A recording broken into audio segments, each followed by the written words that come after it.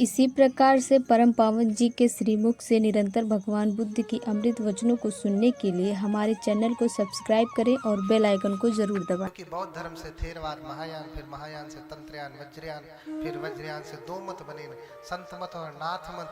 नाथ मत में ये जो गुरु गोरखनाथ देख रहे हैं ना, इधर संत मत में संत कबीर है, रैदास है। नाथ मत में हमारे 84 सिद्ध हैं। जैसे सिद्ध, जैसे महाकारुणिको नाथो हिताय। हम जब महामंगल मंत्र पढ़ते हैं तो यही वाला पढ़ते हैं, महाकारुणिको नाथो हिताय सब पाणिनम पूरे त्वा पारमी सब्बा पत्तो संबोधि मुक्तम।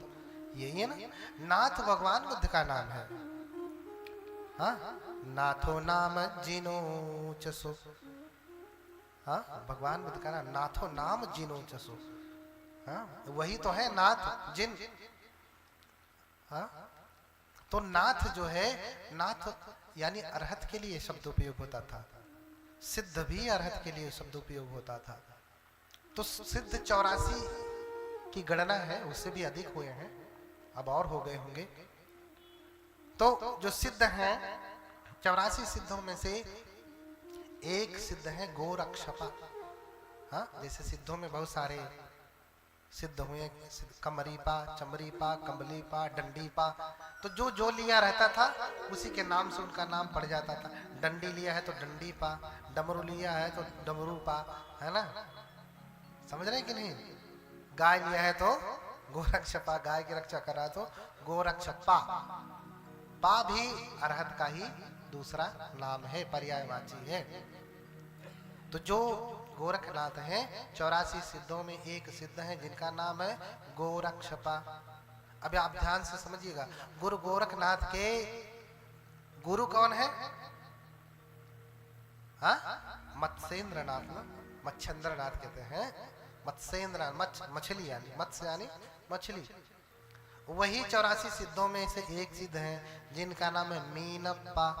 मीनप्पा 84 सिद्धों में एक सिद्ध है जो गुरु गोरखनाथ के गुरु हैं। कौन है? मत्स्येंद्र। मीन माने मछली, मत्स्य माने मछली, मीनप्पा वही मच्छेंद्र नाथ। और मच्छेंद्र नाथ के सिद्ध हैं गुरु गोरखनाथ। गुरु गोरखनाथ भी 84 सिद्धों में से वही सिद्ध है गोरक्षपा। समझ रहे ना।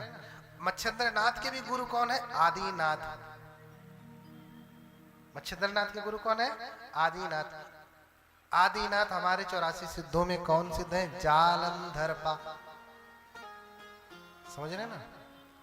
ऐसे ही संतों में संत कबीर हैं, संत रैदास हैं। ये जो 23वें सिद्ध चमरीपा जो है ये संत रैदास जी हैं, जो संतों की परंपरा में, जिन्हें भक्तमाल में बड़े अच्छे से याद किया जाता है, जो है स्वीकारा जाता है।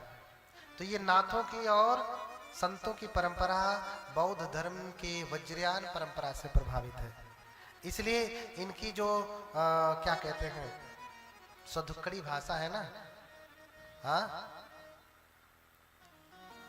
इनकी जो सदुक्कड़ी भाषा ने बरसही कंबल भीगही पानी, उलट बासियां जिसे कहते हैं, उलट बासी जो है ये भगवान बुद्ध की देन है। भगवान बुद्ध भी उलट बासी बहुत बोलते थे। मातरंग पितरंग हत्वा राजानंग जो खत्तियो साथंग सानुचरंग हेत्वा अनिगो होति ब्राह्मणो।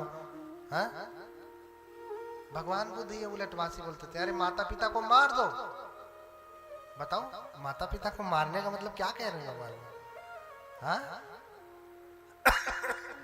भगवान बुद्ध उलट बासी का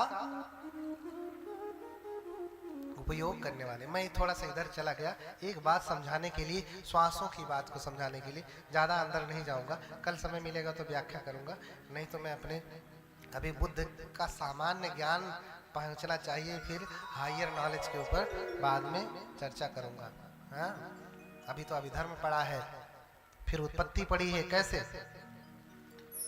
तो जो श्वास, ये जो साधना है, तो सहजयान को ही वज्रयान कहते हैं।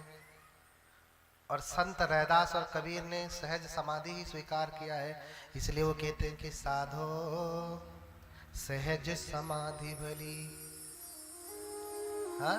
अरे साधु सहज समाधि ही अच्छी है, सहजायते इति सहज।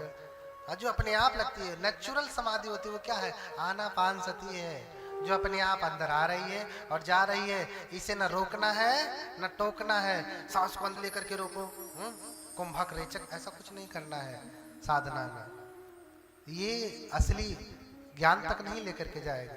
ये योग आसन में हो जाएगा, शरीर को स्वस्थ बनाएगी, आपके शरीर के श्वसन तंत्र को स्वस्थ बनाएगी, लेकिन आपके बोधि को जागृत नहीं करेगा। बोधि को जागृत करने के लिए इसे नेचुरल नेचर के साथ जोड़ना पड़ेगा, प्रकृति के साथ उसको छोड़ देना पड़ेगा और उसी का दर्शन करना पड़ेगा। इसलिए वो बड़ा सुंदर पद गाते हैं। क्या गाते हैं?